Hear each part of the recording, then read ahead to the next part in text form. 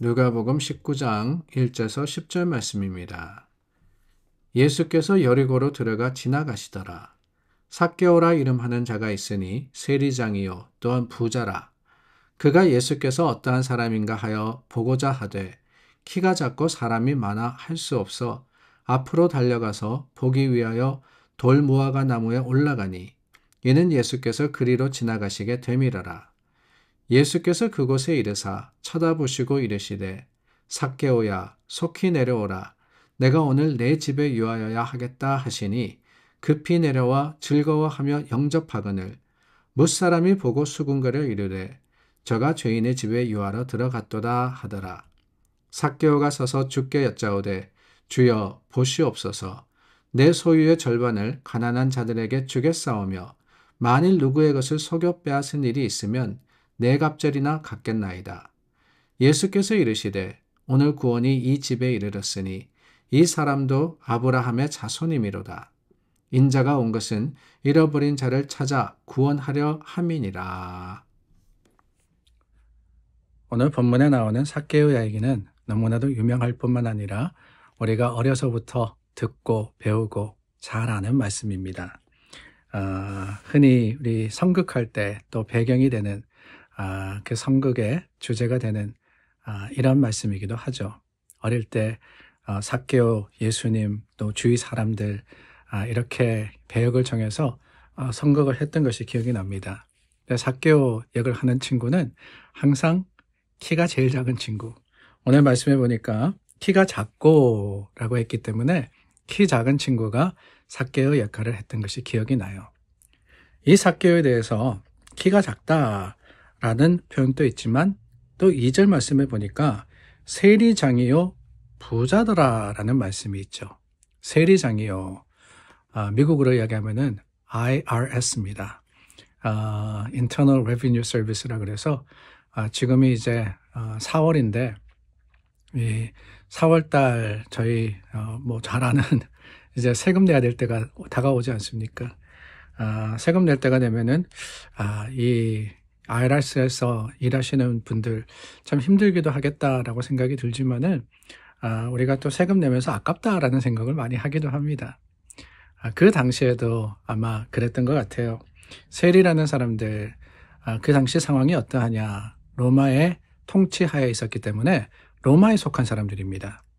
이들이 세금을 거두는데 그냥 거둔 것이 아니라 그때는 얼마를 내라 라고 윗선에서 이야기를 하면은 그만큼을 거두고 또 더 거둘 수 있다면은 더 거둔 여부는 자기의 것으로 킵해도 되는 거예요.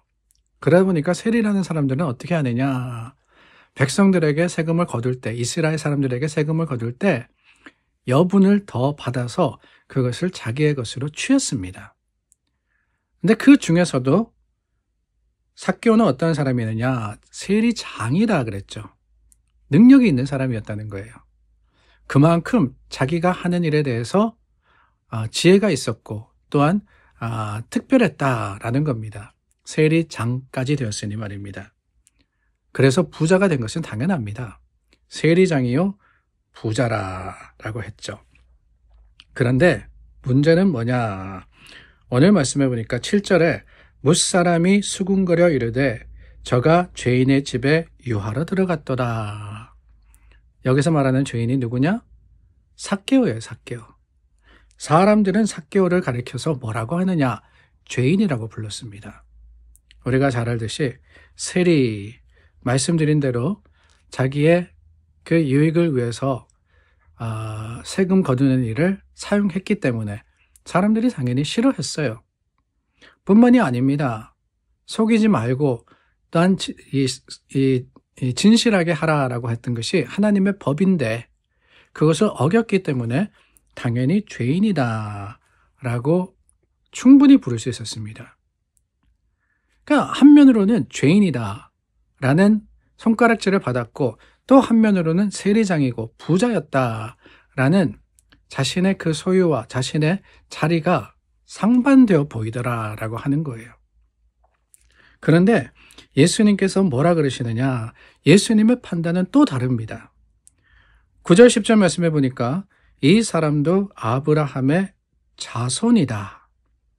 이 사람도 아브라함의 자손이다.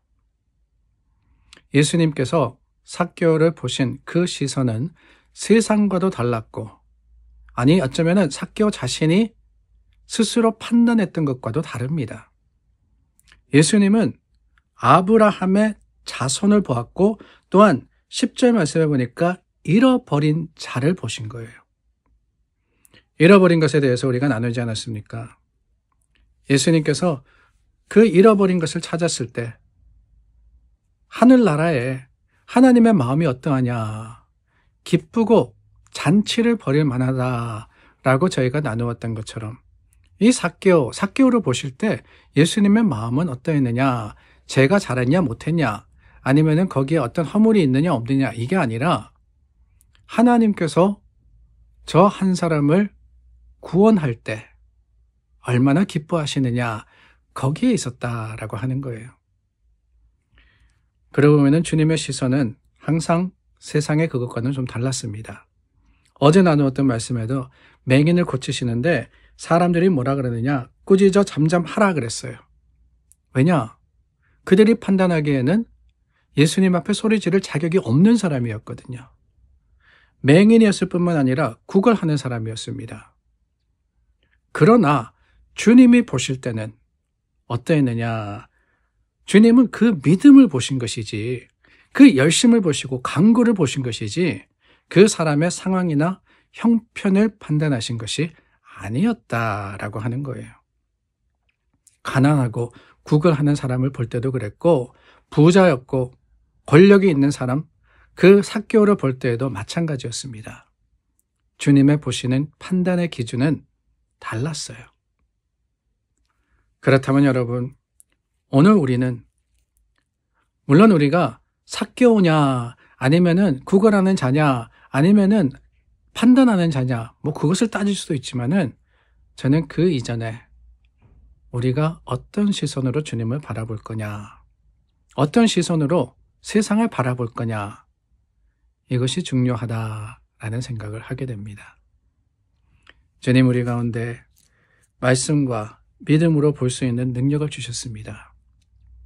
우리가 주님의 말씀을 알고 그 뜻을 찾아가건대 세상을 세상으로 판단하는 것이 아니라, 그 세상의 기준으로서 우리가 살아가는 것이 아니라, 하나님의 뜻과 그 계획 가운데 주님의 마음을 가지고 살아가라고 하신 것, 이것을 기억하는 것이 지혜가 아닐까요? 삭개오를 바라보신 주님의 마음, 미움이 아니라 긍휼이었고 사랑이었습니다. 세상을 바라볼 때도 세상과 교회를 구별하여서 우리는 괜찮고 우리는 선하고 세상은 악하다, 이런 논리가 아니라 주님의 마음으로서 긍휼히 여기고 불쌍히 여기고 구원받아야 할 사람들로서 우리가 복음을 전할 때 주님의 크신 은혜와 그 능력이 우리만이 아니라 우리 가운데서 흘러감으로써, 나누어짐으로써 더욱더 풍성해질 것을 확신합니다. 우리 함께 기도하겠습니다. 주님, 우리를 보신 사랑의 눈이 또한 세상의 여러 가지 악함과 추함을 보시는 그 시선과 동일함을 기억합니다. 주님, 그들을 불쌍히 여기시고 그들도 구원받기를 바라시는 하나님의 은혜와 그 말씀을 우리가 기억하건대 우리도 그 마음으로서 주님의 뜻을 지켜 행하는 자들이 되고, 또한 세상 속에 선포하는 사람들이 되게 하여 주시옵소서. 예수님의 이름으로 기도드립니다. 아멘. 오늘도 주님 앞에 말씀과 또한 은혜로 하루를 시작합니다. 하나님의 뜻을 찾아 행하는 저와 여러분들 될 수 있기를 바랍니다.